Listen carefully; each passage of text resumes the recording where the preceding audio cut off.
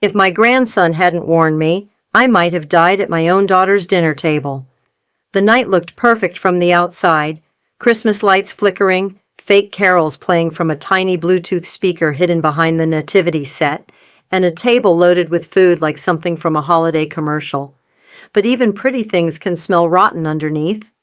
Valerie, my daughter, played the perfect hostess. Too perfect.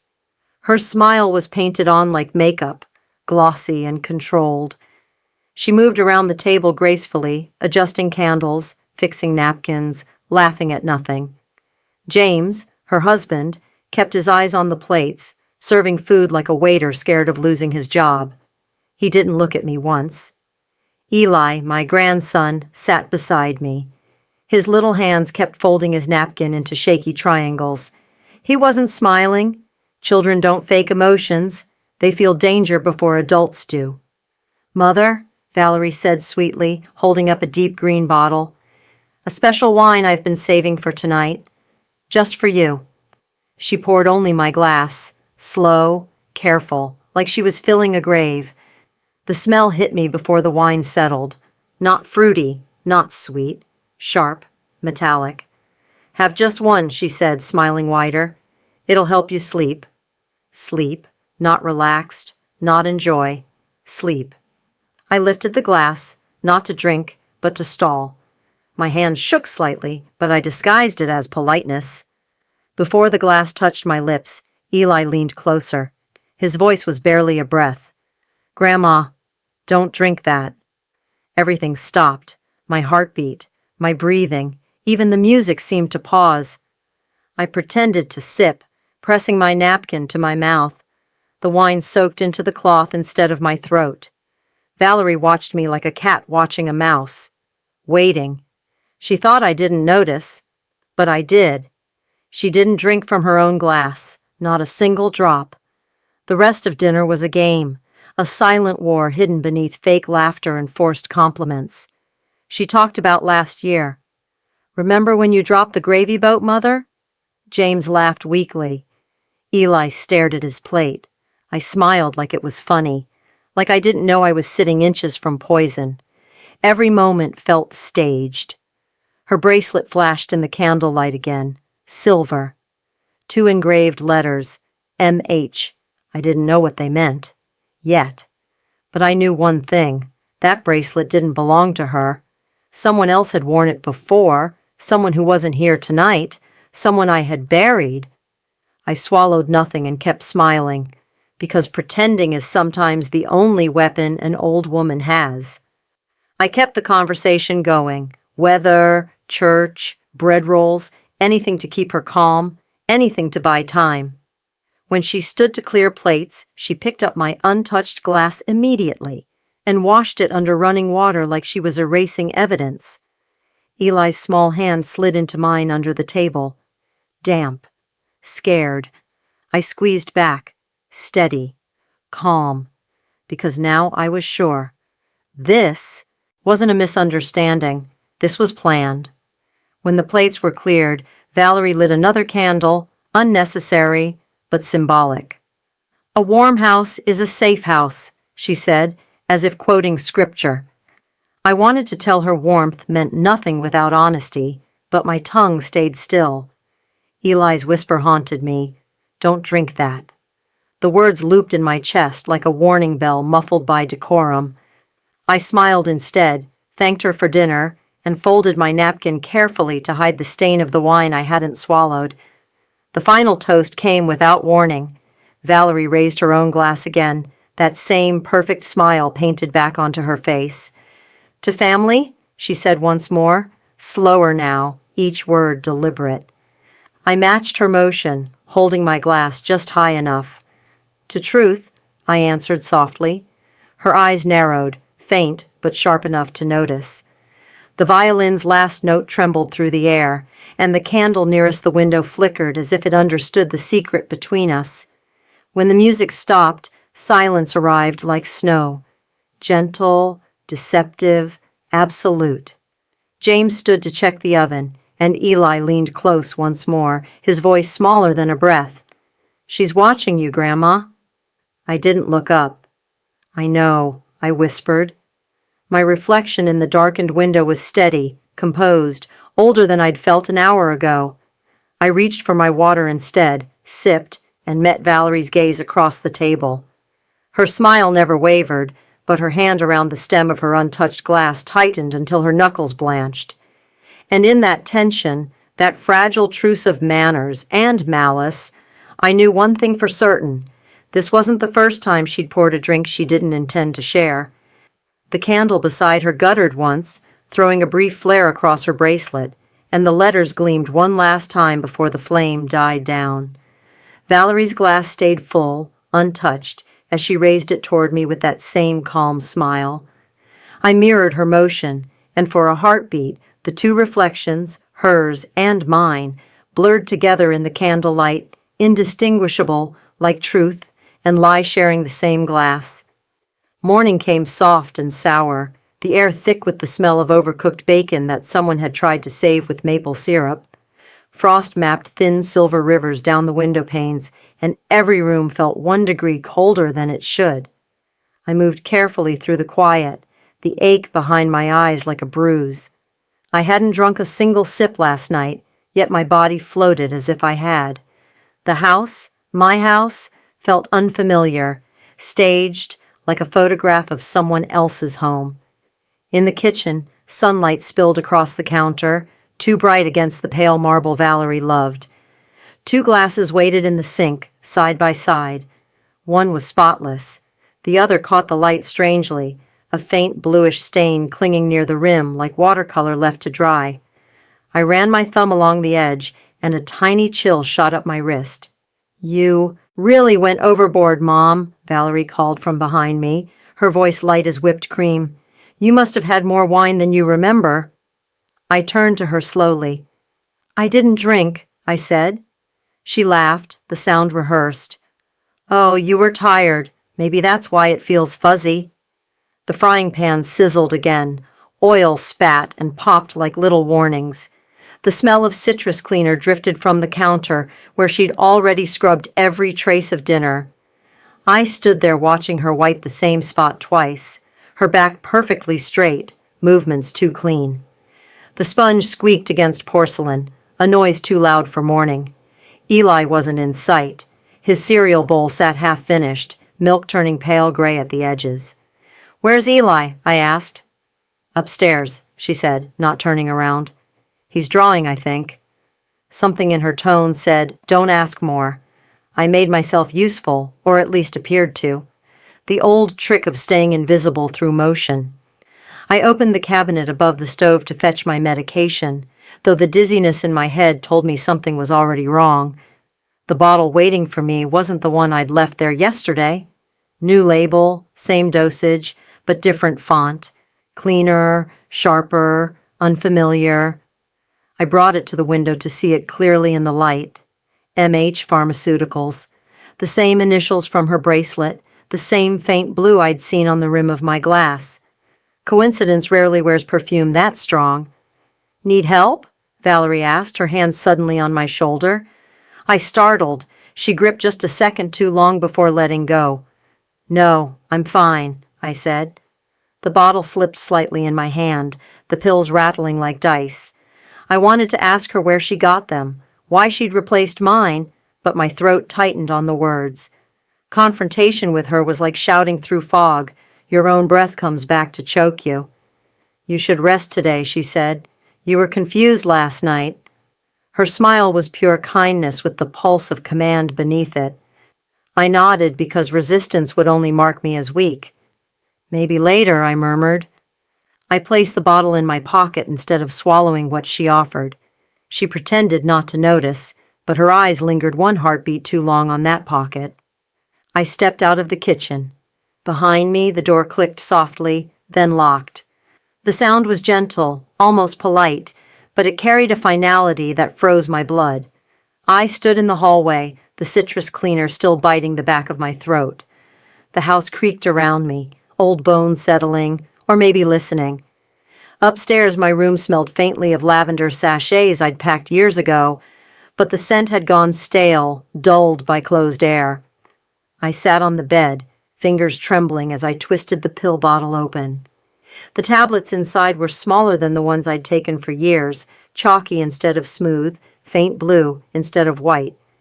I crushed one between my nails, bitter, chemical smell, sharp enough to sting. I thought of Martin then, of the way his medicine always came labeled with the same initials. MH, I had believed they stood for his doctor's name. Maybe they still did. Maybe they meant something else entirely. I pressed the bottle cap tight again and hid it in the drawer beneath my nightgowns. The lock on the door wasn't one I'd ever used before, but my fingers found it now and turned it once, slowly. The sound was small but solid, the only thing that felt mine. For a moment, I just listened to the house breathe, pipes ticking, radiator humming, somewhere a faucet dripping in rhythm. Every familiar noise had grown teeth overnight. Then came the paper, thin and soft, sliding under the door like a whisper turned physical. It stopped at my feet, edges curling upward from static. I bent slowly, knees crackling, and picked it up. Pencil marks scrawled across in a child's uncertain hand.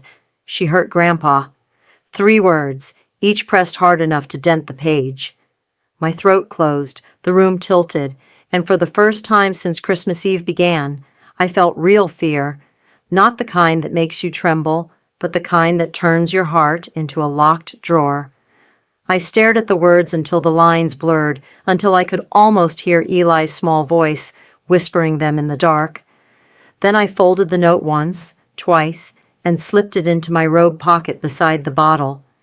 The house was quiet again, but it didn't feel like silence. It felt like waiting. Footsteps passed softly down the hall outside my locked door, stopping right where I sat. A pause, then Valerie's voice through the wood, sweet and steady. "Get some rest, Grace. You'll feel better after your medicine." I sat for a long time just staring at the paper in my lap, the one with Eli's pencil marks pressed so deep they almost tore through. "She hurt Grandpa." The words seemed to hum against my fingers. The house below was silent, the kind of silence that isn't empty but listening. My hands shook until I pressed them flat against my knees, trying to anchor myself to something real. Martin's photograph on the dresser caught a sliver of light, his eyes kind and steady even in memory. 6 years gone, and still his absence managed to make the air heavier. Martin had been fair to a fault. His will divided everything evenly, our home, his savings, the pension from his small-town pharmacy. "No favorites," he'd said, "just gratitude." The year before he died, his lawyer, Mr. Conway, called me about an addendum. "Keep your copy, Grace," he'd warned gently. "You never know who might need to reinterpret generosity." At the time I'd laughed, folding the papers into the cedar box Martin built for our wedding photos. Now I wished I'd listened more closely to the way he'd said it. The attic smelled like dust and time. Each step on the narrow staircase groaned under my weight. Sunlight leaked through the small round window, thin as a thread. The air tasted dry, like paper and cedar. I opened the box on the top shelf, old sweaters, birthday cards, and at the bottom, an envelope sealed with dark wax stamped M.H. My breath caught, the same initials again. I turned it over, heart knocking against ribs. The seal was unbroken, edges yellowed with age. The wood floor creaked beneath me as I sat cross-legged, the rough knit of Martin's old scarf brushing my palm. I peeled the wax gently, trying not to rip the flap, though my fingers itched to know. Inside wasn't a will or bank statement, but a single folded sheet of medical stationery. At the top, in neat blue ink, medical consent form, proxy authorization. My eyes darted down the page. Patient, Grace Hale. Proxy, Valerie Hale. My own signature below, crooked, clumsy, a forgery close enough to pass to anyone who wanted to believe it. I pressed a hand over my mouth, as if that could keep the nausea down. Valerie hadn't been improvising cruelty. She'd been choreographing it, line by line, for years. Every refill she handled, every appointment she scheduled, it all bent toward this. I thought of the initials again, M.H., of the bracelet on her wrist, and the pills in my cabinet. She'd taken everything that once belonged to Martin, even his letters. She'd turned his kindness into cover. The floor below shuddered with a sudden crash. A sharp cry split the quiet. Eli's voice, high and terrified. "Grandma!" I was on my feet before I realized it, the consent form still in my hand, the wax seal falling to the dust at my knees. I stumbled toward the stairs, heart slamming, Eli's scream echoing up through the wooden floorboards like a siren I couldn't outrun. I took the attic stairs two at a time, the paper crumpling in my fist, dust flying in small golden clouds around me. Eli's voice came again, thin, frightened, and close. By the time I reached the landing, the smell hit first. Wine, sharp and metallic, already seeping into the fibers of the living room rug. Valerie was kneeling by the table, silk skirt gathered to one side, dabbing the spill with a towel that smeared red into pink. "He tripped," she said quickly, too quickly, her tone already rehearsed. "He's fine, aren't you, Eli?" The boy stood beside her, sleeves soaked, eyes huge. The air shimmered with that half-cleaned chaos, wine and soap, and something darker underneath. A vacuum hummed low, swallowing silence as Valerie pressed the towel harder into the carpet. "It's just a spill, Mother," she added, smiling over her shoulder. The scent of detergent burned behind the sweetness of the wine. My pulse hammered in my ears, each beat loud as the machine. I crouched beside Eli, careful, and touched his wrist. The fabric clung damp and cold. "What happened?" I asked quietly.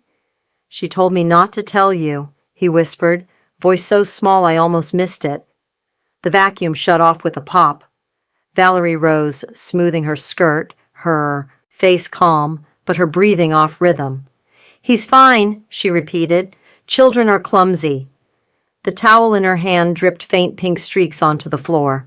I smiled, an automatic, brittle reflex, and reached for my phone. "Let me get that before it sets," I said.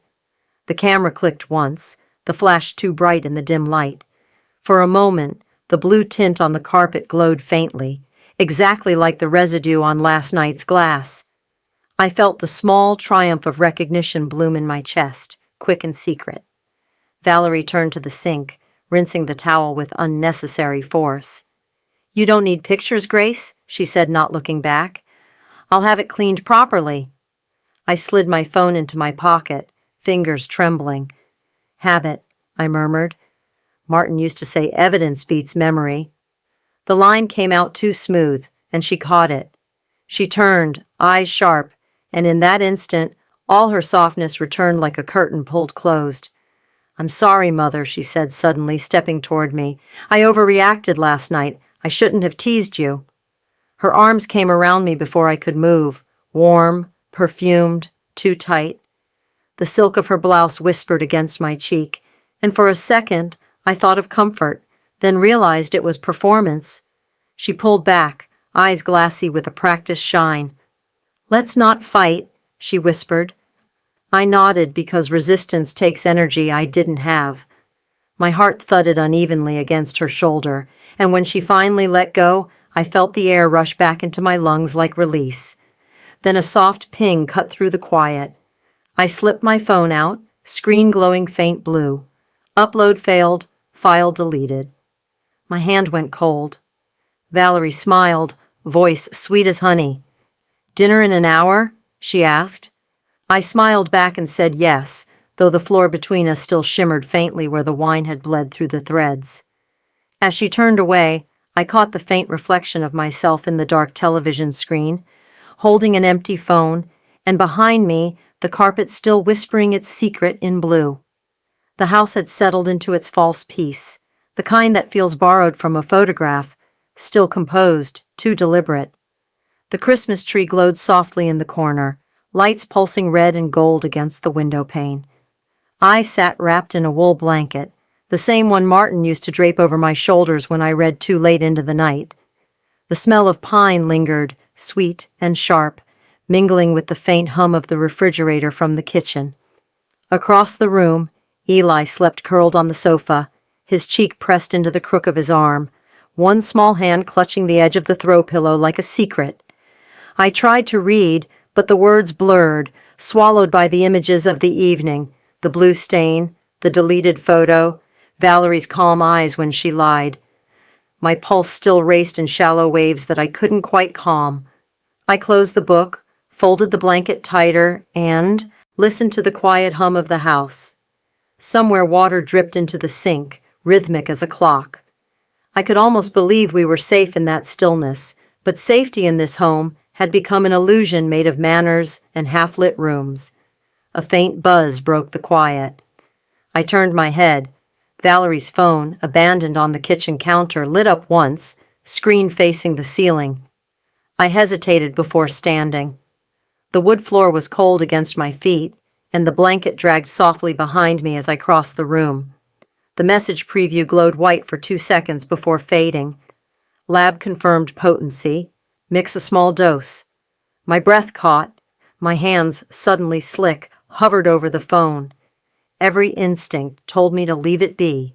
Instead, I reached out, tapped the screen, and snapped a picture with my own phone before it went dark again. The subject line beneath the message read, MH Pharmaceuticals. I forwarded the image quietly to my email, heart thudding like a drum. Each keystroke sounded louder than it should have, echoing in the small kitchen. When the confirmation screen blinked, I exhaled for what felt like the first time in hours.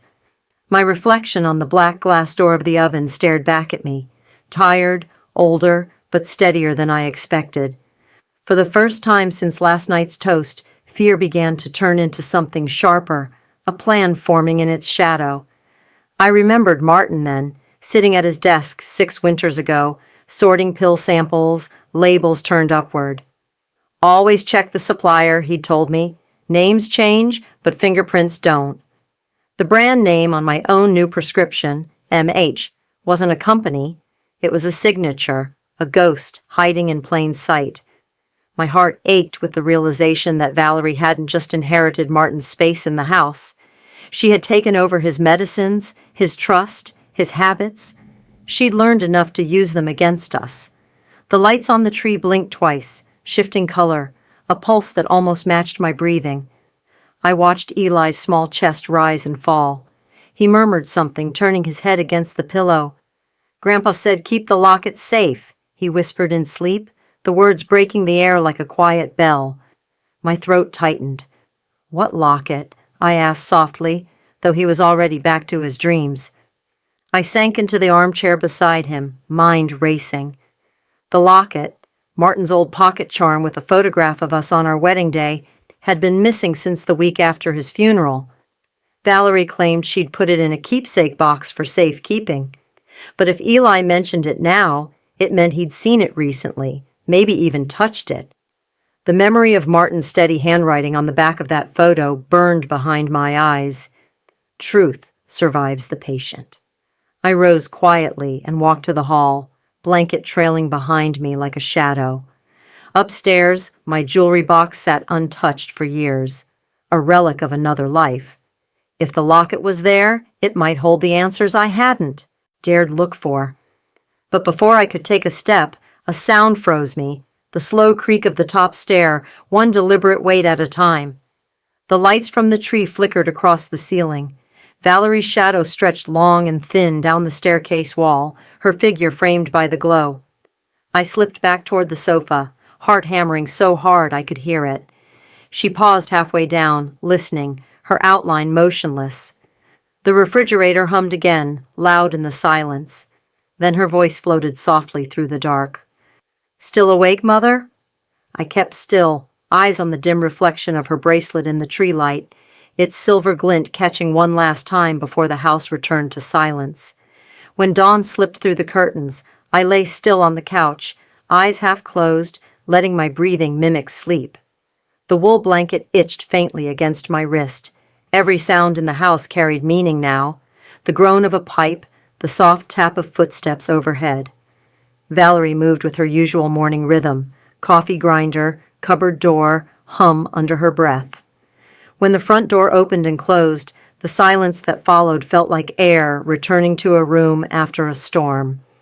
I waited 5 full minutes before rising. The faint scent of her perfume lingered, sweet and metallic, like lilies in a hospital room. I went upstairs, steadying myself on the banister. My jewelry box waited on the dresser, the lacquer dulled by years of dust. The lid creaked softly when I lifted it, and the smell of old metal and cedar rose to meet me. There, beneath a tangle of chains, lay the locket, small, gold, and cold against my fingers. I pressed the clasp, and it gave with a sigh. Inside, our wedding photo smiled back. Martin in his gray suit, me in the lace he'd said looked like frost. My thumb brushed the edge of the picture, and something rough caught the nail. A tiny square of black plastic was taped behind the photograph. A micro SD card, smaller than a fingernail, light as dust. The air around me seemed to tilt. I slid the card free, its faint metallic scent clinging to my skin. Downstairs, I slipped it into the slot of Martin's old laptop, the one Valerie never touched because it made too much noise. The fan whirred awake. Files bloomed across the screen, PDFs, dated and labeled with Martin's name. I opened the first. Insurance transfer, contingency plan. The signature at the bottom wasn't Martin's, it was mine, or what someone thought could pass for it. Valerie's name appeared beside the beneficiary upon the incapacitation of the spouse. I scrolled further. Medical forms, prescription authorizations, each with the same initials. MH Pharmaceuticals. The shock came first, then the cold. But beneath the cold, something else stirred. Clarity. I wasn't imagining it, and I wasn't powerless. I copied the files to a folder, attached them to an email addressed to myself, and hit send. Then, for the first time in weeks, I felt something like breathing without fear. Hope didn't feel soft. It felt sharp, alive. I printed a set at the public library down the road, the ink still warm when I slipped the pages into a plain envelope. The librarian smiled politely, unaware she was handing me my life back. Outside, frost glittered on the sidewalks like scattered glass. I almost laughed from the relief of it. By the time I returned home, dusk had begun to settle, the house glowing in gold lamplight. Valerie met me at the door, apron tied neatly, hair pinned back. "You're out early," she said warmly, almost fondly. "Needed air," I replied. My purse felt heavier than usual with the envelope tucked inside. She reached to take my coat, and her hand brushed mine, gentle, practiced, maternal. "You look better," she said, "almost peaceful." I smiled because it was easier than speaking. When she turned to the stove, I slipped into my room and opened the purse to make sure everything was there. My breath caught. The envelope was gone, space where the edges had been pressed flat against the lining. I searched the floor, the dresser, and the hallway. Nothing. My fingers trembled as I reached for my phone, checking my sent folder. The email I'd forwarded, missing, deleted. The drafts folder is empty. I felt the room spin in slow motion, my earlier calm collapsing in on itself. Valerie's knock came soft, friendly.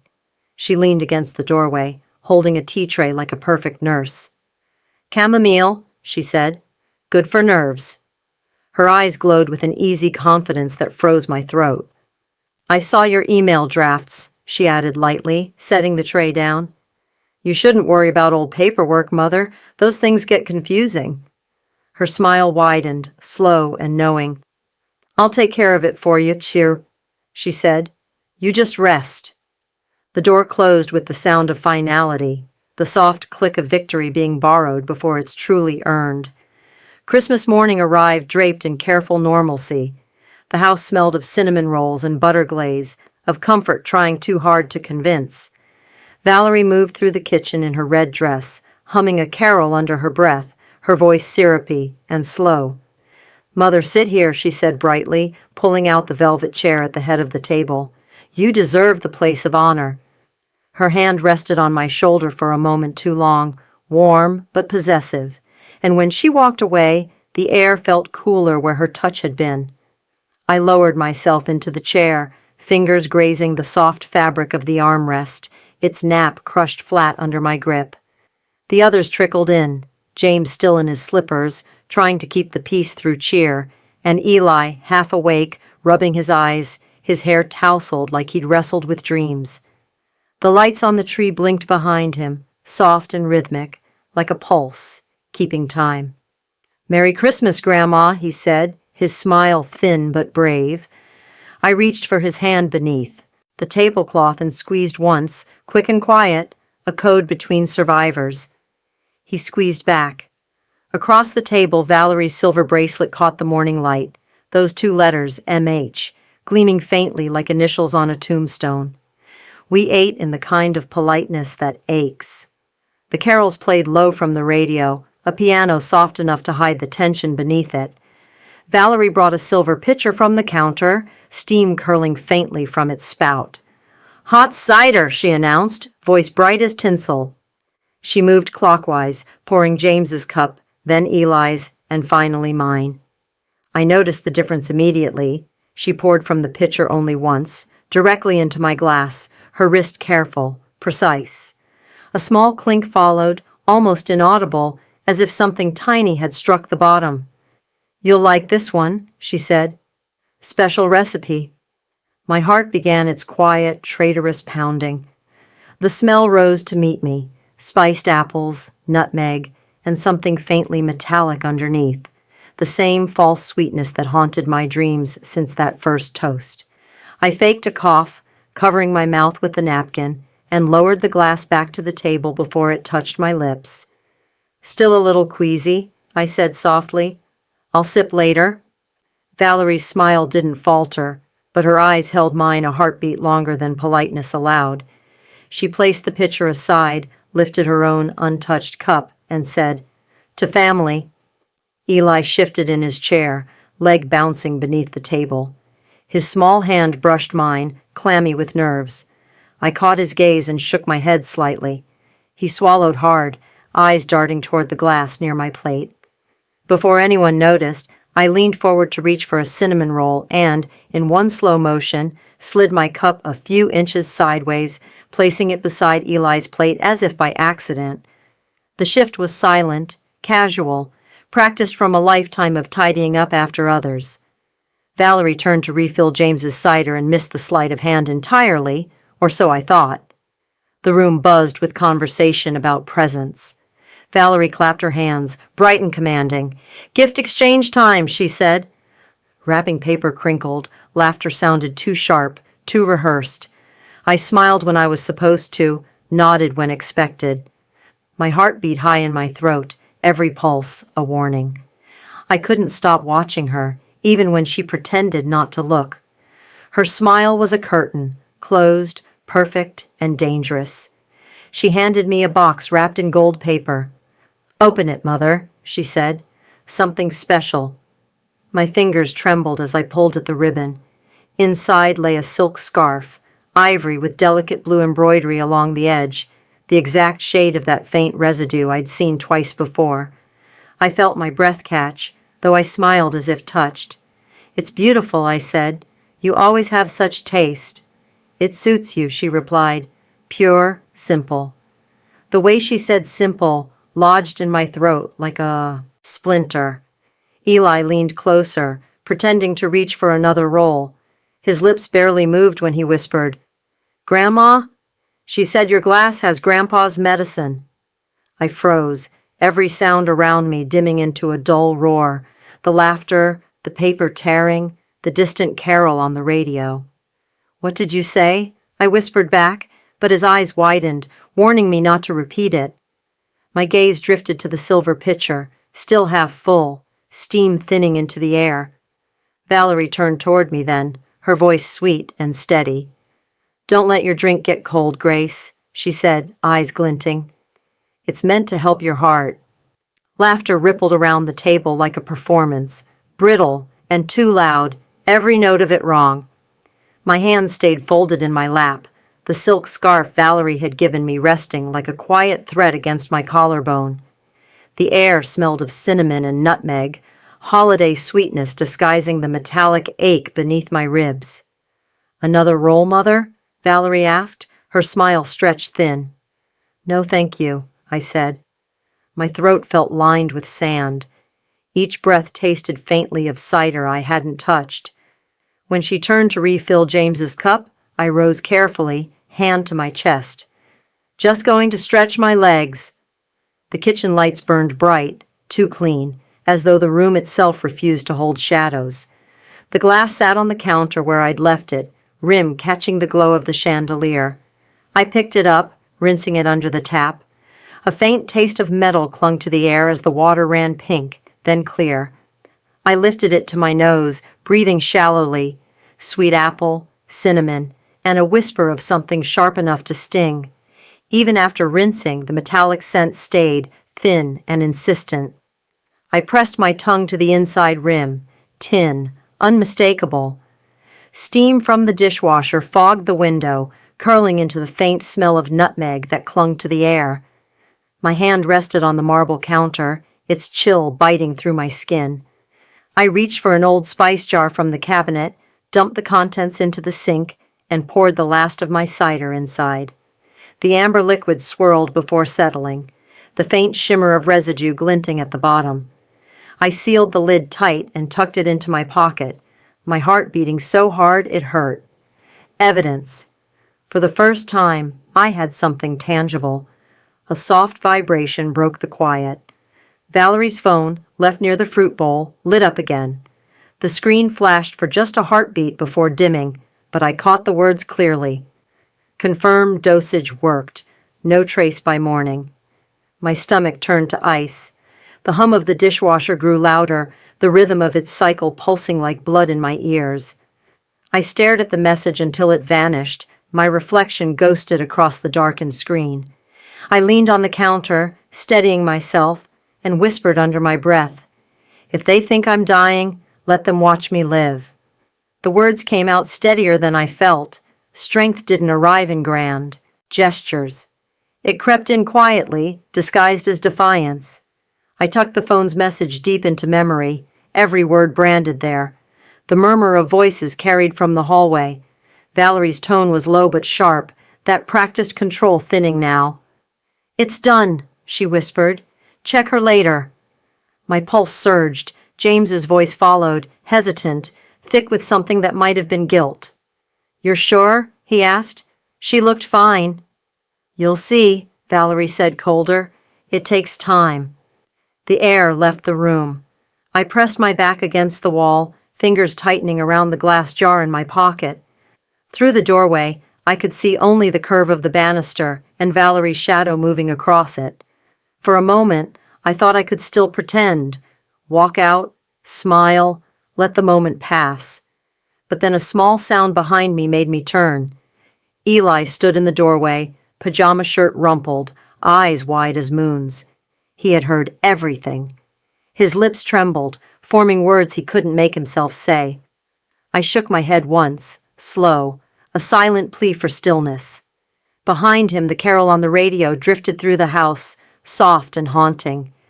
"Grandma," he whispered finally, barely audible. What did she mean? Before I could answer, Valerie's voice floated in again, too close, too calm. "Eli, where are you?" And the boy's face drained white as porcelain. Snow had begun to fall again, soft as breath against the windows, turning the world outside into a slow-motion dream. The house behind us slept in its false peace. Lights dimmed, radio silent, only the faint hum of the heater weaving through the dark. I wrapped Eli's coat around him and guided him toward the porch. The boards creaked under our steps, the sound swallowed by the thick white air. My heart beat a little faster with each whisper of wind. "We can't talk inside," I said softly. He nodded, eyes still wide from what he'd heard earlier. The cold bit gently at my cheeks, a reminder that I was still alive, that my blood still moved despite their plans. Snowflakes settled on Eli's hair, melting fast in his warmth. I knelt beside him, held both his hands in mine. "Eli," I whispered, "I need you to listen very carefully. Grandma's not sick. She's being hurt." His small fingers tightened, a shiver running through him. He looked down, voice barely a breath. "I know." The words hit me harder than the cold. "What do you mean, you know?" I asked, trying to steady my tone. He hesitated, eyes darting to the window where faint light from the tree spilled into the dark. I saw her, he whispered. She put white powder in your glass last night. She said it makes you calm. He swallowed, the words trembling out of him. Like last year when Grandpa got sick, she stirred his cocoa the same way. The porch seemed to tilt beneath me. My breath came short, the cold air slicing deep. You saw that? I asked. He nodded, a tear slipping down his cheek. She told me not to tell. She said it was medicine. The memory of Martin's final night burned behind my eyes, the trembling hands, the way he'd said, "Just dizzy, Grace," before collapsing by the fireplace. The doctors had called it heart failure. I had called it grief. Now every moment rearranged itself in cruel order. The wine, the pills, the initials. Everything she'd touched had carried that mark. I pressed Eli close to me, his small heart thudding fast against mine. You did nothing wrong, I said. Do you understand? You saved me. My voice cracked on the last word, part terror, part awe. The air was bitter and beautiful, filled with the faint scent of pine and frost. The porch wood creaked under our weight, its cold grain rough against my palm as I steadied myself. Somewhere down the street, a distant carol played from an open window. O holy night, faint and warped by the wind. I watched the snow blur the world into soft shapes and made my decision right there between breath and promise. Tomorrow, I whispered, we're taking what's left of that wine to the hospital. I have a friend there, Dr. Megan Harrow. She'll know how to test it. Eli frowned slightly.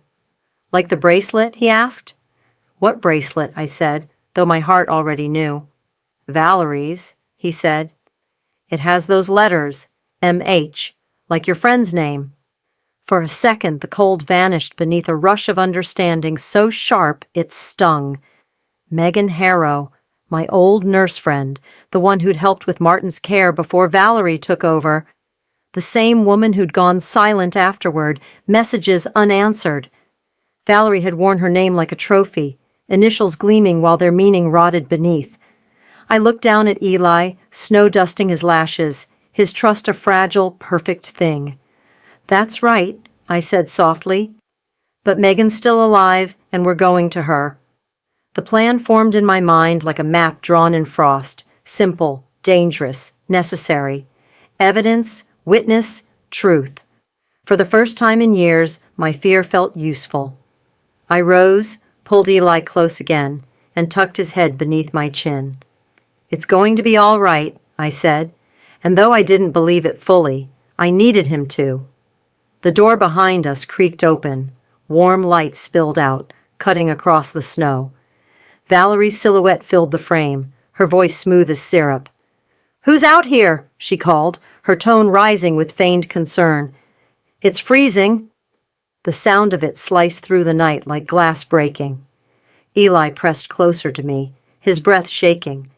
I turned slowly, hiding the fear behind my smile. Just watching the snow, I said. But inside, my pulse whispered the truth. She already knew we weren't alone in the dark anymore. Morning broke pale and brittle. The world outside glazed in frost that shimmered like crushed glass. I drove in silence, Eli's note and the sealed jar on the seat beside me, each turn of the road a drumbeat against my ribs. The hospital looked smaller than I remembered, its windows fogged, its sign half buried in snow. Inside, the air was sharp with antiseptic, a scent I'd known too well when Martin was alive. The receptionist's voice was soft, cautious. She didn't ask questions when I said I was here for Dr. Megan Harrow. Megan met me in the side corridor, lab coat loose over a thick sweater, her eyes older than I remembered. Grace, she said, and for a moment I saw the nurse who used to bring Martin tea in paper cups and hum hymns under her breath. You look like hell. I almost laughed. You were right to stop calling, I said. It wasn't safe. Her brow furrowed, but she nodded once and led me through the glass door. The hum of the centrifuge filled the small room, steady as a heartbeat. The air carried the faint smell of rubbing alcohol and metal. I placed the spice jar on the counter, its lid cold in my palm. "From my house," I said. Valerie poured it. Megan didn't flinch. She peeled off the lid, dipped a glass pipette, and slid the sample under the machine. "You think it's medication?" she asked. "I don't think," I said. "I know." Paper rustled as she noted the sample number, her pen scratching like static in the quiet. I stared at the monitor, a slow green line crawling across the screen. Minutes stretched thin, the hum of machines the only sound between us. Finally, the readout blinked. Megan leaned close, eyes scanning the figures, lips tightening. "Digitalis," she murmured. "A cardiac stimulant, but at this concentration—" She looked up sharply. "Grace, this is a fatal dose. Whoever mixed this wasn't careless. They were precise." My stomach turned cold. The faint metallic taste I'd felt days ago came rushing back to my tongue. "You're certain?" I whispered. She nodded. "Digitalis derivative, likely from prescription compounds. It's meant to look like heart medicine." For a heartbeat, the room spun. I gripped the counter's edge, its cool marble grounding me. "Martin?" I said softly, his name breaking apart on my lips. Megan's eyes darkened. "I wanted to tell you," she said. "Years ago, when he came in for his checkups, I noticed his dosages didn't match his chart. I brought it to him privately." My throat tightened. "And?" "He said Valerie handled his medications. He trusted her." Megan's voice cracked then, low and full of regret. "The next week he was gone. I tried to question it, but his file was sealed before I could submit the report. The truth didn't fall. It landed like a blade. Martin hadn't died in sleep or sorrow. He'd been managed, just like me. I could see Valerie's careful routines now, the breakfast trays, the sweet patience that had felt like care, but was control. The woman who smiled at the dinner table had been practicing Mercy's mask for years. My hands trembled, fury and grief twining until I couldn't tell them apart. "She's been doing it again," I said. "To me." Megan nodded once, her jaw set. "Not anymore." She turned to the computer, typing quickly. "I'll file the report immediately. We'll preserve the sample and lock the file under hospital code." For the first time in days, my chest loosened, a thread of relief weaving through the fear. It was almost over. Megan's fingers flew over the keys, the hum of the centrifuge steady beneath the rhythm of her work. Then, without warning, the lights flickered. The monitor flashed red. "Access revoked. User, VHale." Megan froze. "What?" The alarm began to wail, a shrill metallic scream that filled the room. On the screen, the data lines vanished one by one, replaced by a single word pulsing in white: deleted. Megan turned toward me, face pale under the fluorescent glare. "She's in the system," she said, voice shaking. "Grace, she's already here." By evening, the house looked staged again, as if morning's panic had never happened. Valerie set the table with calm hands, the turkey's rich aroma rolling through the rooms. Candle smoke curled into thin ribbons, floating above polished silver. I slid my phone beneath a folded silk napkin, screen down, recorder running. "Family only tonight," she said, voice warm enough to pass. James nodded too quickly, and Eli kept close to my chair. I smoothed the napkin with 2 fingers, feeling the phone's thin shape underneath. My breath timed itself to the soft carol playing on low. I told myself, steady, and let the red light work. She poured water from a glass bottle she'd prepared, the words soft but pointed. Drops gathered on its neck like sweat, and her bracelet flashed once in the candlelight. "To a fresh start," she said, placing the bottle near my plate. I lifted my glass, touched it to my lip, and did not drink. The silk napkin was cool under my fingertips, a small island I could own. Turkey crackled as James carved, the knife's rasp steady and false. "Let's be kind tonight," Valerie said, smiling at me as if I were a guest. "Kindness is simple." "Simple is good," I answered, hearing the recorder hum in my head. Eli's shoe brushed my ankle, a secret check-in. "You okay?" he mouthed. I blinked once for yes and slid my hand to the phone, adjusting the napkin an inch. The candle nearest me sputtered and steadied. I let that tiny survival feel like a sign. Valerie lifted her own glass, and the room quieted the way rooms do before prayers. "To endings and beginnings," she said, raising it high. The words lodged in my chest. I swallowed air and let it pass. My mind counted 1, 2, 3, giving the recorder clean beats of silence. Then I took a small sip, but only of my water, never of hers. It tasted like metal pipes in winter, clean enough to hold. Across the table she watched my mouth, not my eyes. I set, the glass down carefully, making the faintest ring on the wood. The room smelled of sage, citrus peel, and smoke. "Mother, try the cider," she urged, stroking the bottle as if it purred. "It's gentle." "Water tonight," I said. "Doctor's orders." The lie slid out smoothly. Her smile didn't crack, but her eyes cooled, a single degree. She turned the bottle toward herself and filled her own glass to the brim. James bowed his head, finally grateful for something to do. Eli breathed quick, small clouds in the warm light. I pressed the napkin edge to hide the phone's tiny shift, then raised my water again. "To truth," I said softly, almost only to the recorder. The word landed and stayed. Valerie lifted her glass and drank. One swallow, precise. Another, bigger. She held still, as if listening to her own body.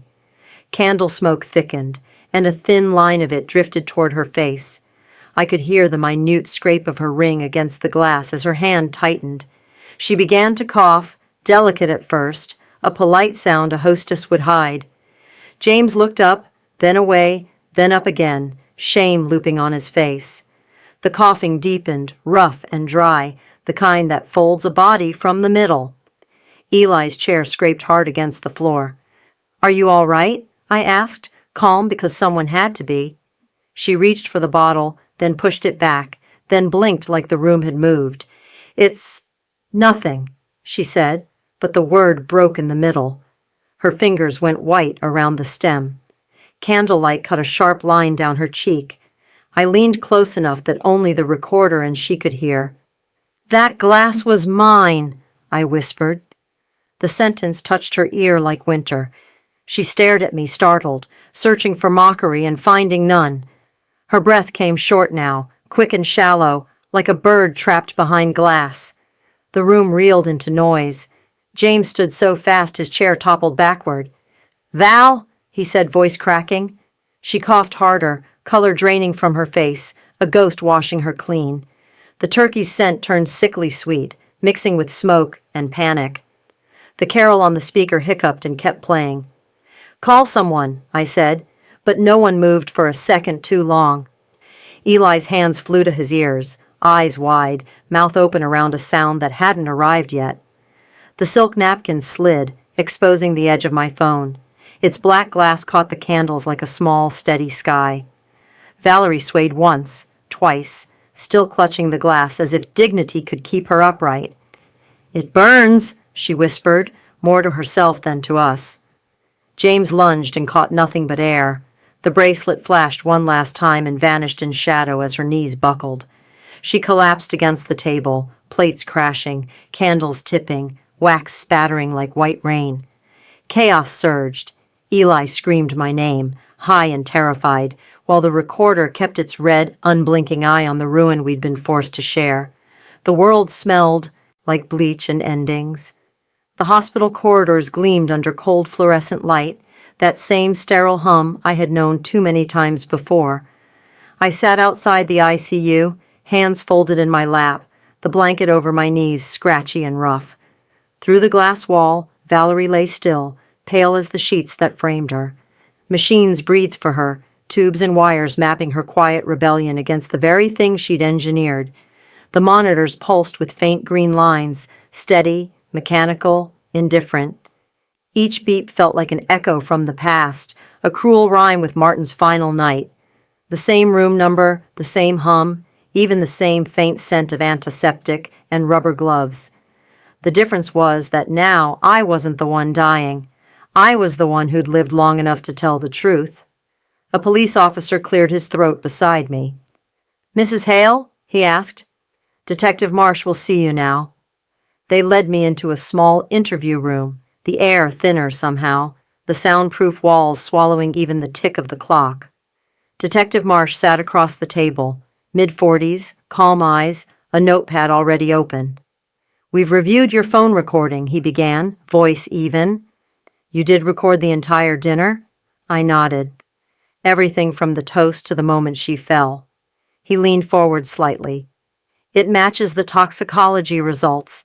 Traces identical to the compound found in the sample you submitted earlier, the same digitalis derivative.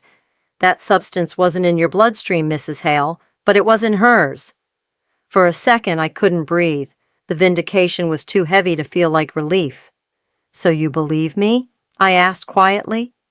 He looked up from his notes. "We believe Valerie prepared the dose. Yes. The evidence shows deliberate handling. The timestamps on your recording and the hospital lab logs confirm it." My fingers tightened around the edge of the blanket. The fabric rasped like sandpaper under my nails.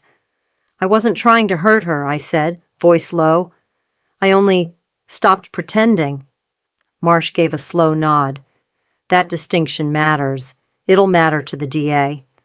He flipped a page, pen tapping once against the margin. "You mentioned earlier that hospital records related to your husband's death had been altered?" I nodded. "Dr. Harrow found the files missing before she could submit her report. Everything tied to Martin's chart was sealed. Too fast, too neat." The detective's gaze held mine. "We traced the deletion. It came from your home network, 6 years ago." I felt the air drop a degree colder. "From my house?" I whispered. The door opened softly behind me, and my son James stepped in, shoulders hunched, eyes rimmed red. "It was me," he said. The words fell like stones. "I deleted them. Valerie said it was just insurance paperwork, just to save us from legal trouble." He looked at me, his expression breaking apart. "She said Dad had signed off. She said you didn't need the stress." The room swayed, light bending around the truth. "And you believed her," I said, not as an accusation, but as a warning. He nodded once, shame hanging heavy in the sterile air. "I thought I was protecting you." I pressed my hands together, the bones of my fingers aching. "You were protecting her," I said softly. The detective's pen paused, his face unreadable. "Mr. Hale," he said, "you'll need to give a full statement. This changes the chain of evidence." James nodded, eyes down. Through the glass wall, I could see Valerie's monitor flicker, her pulse jagged but steady. The rise and fall of her chest was the only movement in the room, but it was enough to remind me she was still there, alive, suspended between reckoning and consequence. Somewhere deep inside, pity stirred, uninvited and fragile. She had built her control on silence, and now she was trapped inside it. Detective Marsh closed his notebook, his tone softer now. "Ma'am," he said, "the district attorney wants you in court tomorrow morning, 9 sharp." His words were gentle, but they landed like a verdict all the same. I looked once more toward the ICU, the steady pulse on the screen glowing green against the dark. "Court?" I asked quietly. "As a witness, Rel-Lerapita," he said. "And maybe Mrs. Hale, as the first person she ever feared."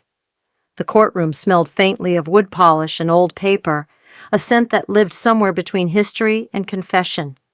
Morning light filtered through the tall windows, painting lines of gold across the polished floor.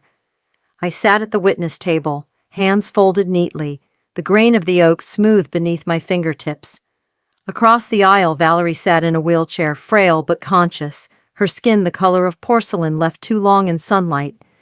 Her eyes darted toward me once, then away, as if even a glance might shatter what remained of her control. The shuffle of papers whispered through the air as the attorneys prepared their exhibits. The soft echo of footsteps along the back wall reminded me that truth has its own pace, slow, deliberate, inescapable. The prosecutor stood first, voice calm but firm.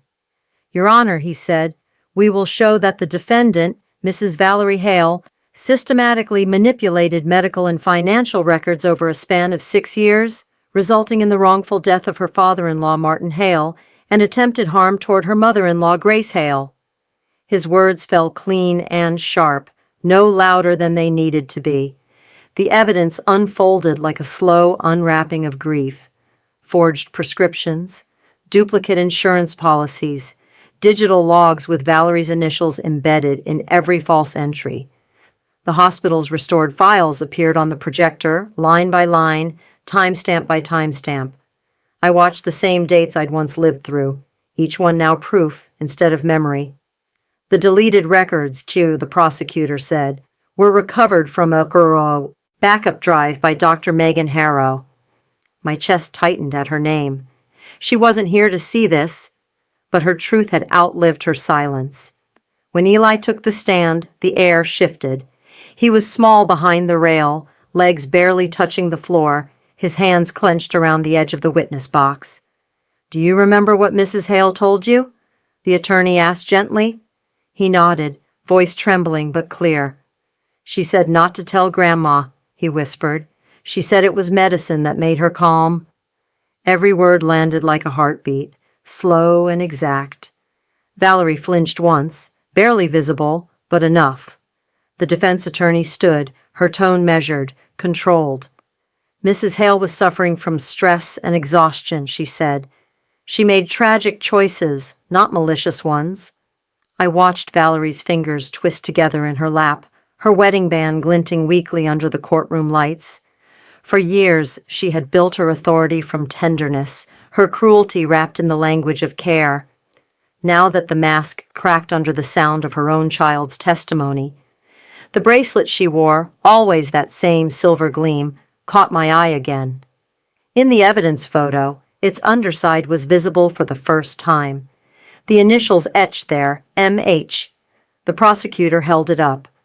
"Dr. Megan Harrow's identification bracelet," he said, "stolen after her resignation, used to forge credentials and order restricted compounds under her name." A murmur rippled through the gallery. Valerie's eyes fell shut, her breath trembling. The judge's gavel struck once, soft but commanding. "Order," he said, though no one had truly spoken. I felt my hands steady themselves on the table. For years, I'd imagined what justice might feel like: a blaze, a triumph, a cleansing.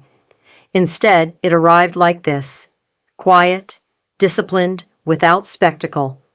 It didn't roar, it simply stood and waited to be recognized. When the prosecutor finished, the judge leaned back, his voice calm and final. "The court finds sufficient evidence for conviction on charges of attempted homicide, fraud, and obstruction of medical investigation. Sentencing will be determined at a later date." His gavel fell again, a sound that echoed longer than it should have. Valerie didn't look at me as the bailiff wheeled her out. I didn't need her to. The silence between us said enough. Years of deceit distilled into one long exhale neither of us would ever take again. I glanced once toward Eli, who sat with his hands folded like mine, eyes bright with something that might someday become peace. The judge gathered his papers, the room thinning into whispers. "Court adjourned," he said, and the sound of the gavel faded into a stillness so complete it almost felt like forgiveness. The courthouse doors opened with a long sigh, releasing the day's heat and noise into the pale winter air. Cameras waited just beyond the steps, their red lights blinking like restless eyes. Reporters shouted questions I didn't need to answer, names, motives, headlines dressed as curiosity. I held Eli's hand tightly and stepped into the cold. The first flakes of snow fell against my coat, soft as ash, melting before they settled. Beside me, his small glove was warm in mine, a pulse of life steady against the chill. The street was loud, camera clicks, murmured questions, engines idling. But for the first time in months, the noise didn't enter me. It stayed outside, like the world had learned to keep its distance. I could feel my breath move freely in my chest again, No monitors, no beeping machines, no eyes watching for weakness. Just the sharp scent of snow and exhaust and something clean underneath it all. Freedom, maybe. "Grandma," Eli whispered, his breath turning white in the air. "Does this mean it's over?"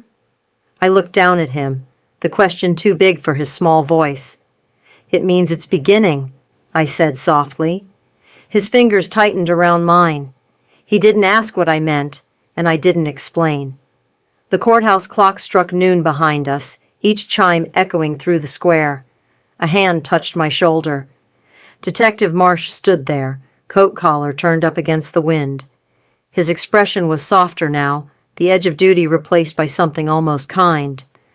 "Mrs. Hale," he said, "the judge signed the order. The estate and accounts are being restored in full. You'll have everything that's yours again." I nodded, though the words felt distant, hollow. Everything that was mine? There was no order for time. No ruling could return what fear had taken. The courthouse steps gleamed wet under the thin layer of snow, footprints already filling with slush. The wind carried the faint echo of voices, reporters calling my name, but I kept walking. Freedom, I was learning, didn't always look triumphant. Sometimes it looked like exhaustion that could finally rest. I thought of Martin then, his quiet humor, his patience, his steady hand stirring cocoa. For 6 years, I'd mistaken endurance for peace. Now, standing in the cold, I knew better. Endurance was just waiting for the truth to wake up. Eli tugged on my sleeve, pointing toward the courthouse doors.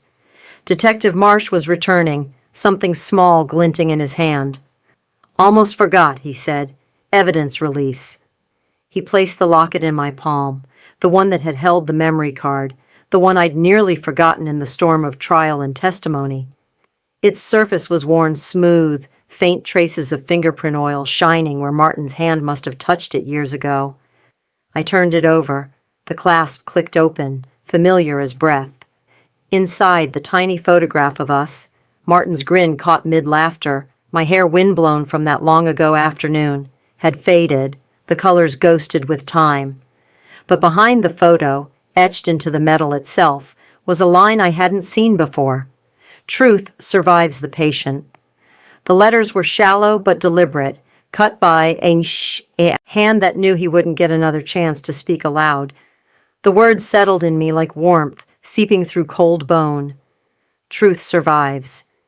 It had taken too long, it had cost too much, but it had lived. Maybe Martin had known what Valerie would try, or maybe he just knew me better than I'd ever known myself. I closed the locket and pressed it against my chest, the metal cold through the wool of my coat. The snowfall thickened, soft and steady, blanketing the city in silence. Around us the crowd thinned, the lights dimmed, and the questions died away. Eli laughed quietly as flakes landed on his lashes, and I couldn't help but smile. The sound of it, the small, bright laughter of someone unburdened, was worth every shadow I'd walked through to get here. I tilted my head back, letting the snow kiss my face. He was right, I whispered to the quiet sky, and for the first time since Martin's death, I felt something holy in the cold. The flakes melted where they touched, proof that life, like truth, endures whoever has the patience to keep breathing. Weeks passed quietly, like snow melting beneath the first warm rain. The world outside my window was softer now, hushed, forgiving. I'd begun volunteering 3 days a week at the county hospice, folding linens, serving tea, and holding hands that trembled for reasons I didn't need explained. The room smelled faintly of chamomile and antiseptic, the two scents that had come to define my life: care and consequence. Some nights, when I helped a patient steady a cup, I could almost hear the faint echo of heart monitors in the background, steady, patient, alive. They called me Miss Grace there, though none of them knew how literal the name had become. The nurses said I had a way of making the dying feel safe, like someone who'd already seen the worst and lived to tell it softly. I didn't correct them. Kindness, I'd learned, didn't always need to announce itself. It only needed to show up. I'd found purpose in teaching others how to taste trust again, to sip without fear. Each act of care was a small defiance against the years I'd spent questioning my own reflection. Eli visited every Sunday. He'd grown quieter since the trial, more watchful. That morning, he ran into my arms the way children do when they still half believe in magic. Around his neck hung Martin's locket, its gold now dulled by time but shining where his fingers had touched it. "It's for courage," he told me. "Grandpa said truth doesn't die if we keep it alive." I smiled and touched the locket, feeling the faint warmth of his skin through the metal. "Then you're keeping it alive perfectly," I said. At the hospice desk, I'd begun writing a letter, a long, unhurried thank you addressed to the family of Dr. Megan Harrow. I told them what her work had saved, how her courage had reached beyond her lifetime to pull truth out of hiding. "She believed when no one else did," I wrote. "And because of that, I'm still here to believe for others." The ink bled slightly where my hand trembled, but I didn't mind. Imperfection had become its own kind of grace. The days slipped by, measured in teaspoons and soft laughter. Sometimes, when the late sun hit the window just right, dust motes floated like snow, and I thought of that night, the porch, the whisper, the cold air filling with the sound of fear and survival. The snow had melted, but its memory stayed. Quiet, white, honest. It remembered everything I tried to forget. I closed the letter, sealing it with a small sigh. The hospice clock ticked faintly behind me, a sound that now meant peace instead of waiting. I looked at Eli, who was drawing in the corner, his pencil strokes light and sure. Life, I realized, hadn't ended with justice. It had begun there. The story I'd feared was ending had only been changing shape. I watched the window fog with our breath, the snow outside falling again, soft and slow, and whispered the words that had become my truth. They mistook my kindness for weakness, but kindness was the weapon they never learned to fear. And as the snow gathered on the sill, I wondered, not in bitterness, but in quiet awe, if someone you love offered you a drink, would you see the truth before the taste? If this story touched your heart, take a moment, pause, breathe, and think about the quiet strength that lives inside every act of kindness. The truth always finds its way through the silence, and sometimes survival looks just like love, refusing to die. If Grace's journey reminded you of someone you know, or of your own battles between trust and truth, share this story with them. Let it remind the world that courage isn't loud, it's patient. Don't forget to like, share, and subscribe for more cinematic stories of dignity, justice, and redemption. Your support helps these truths keep breathing, one story at a time.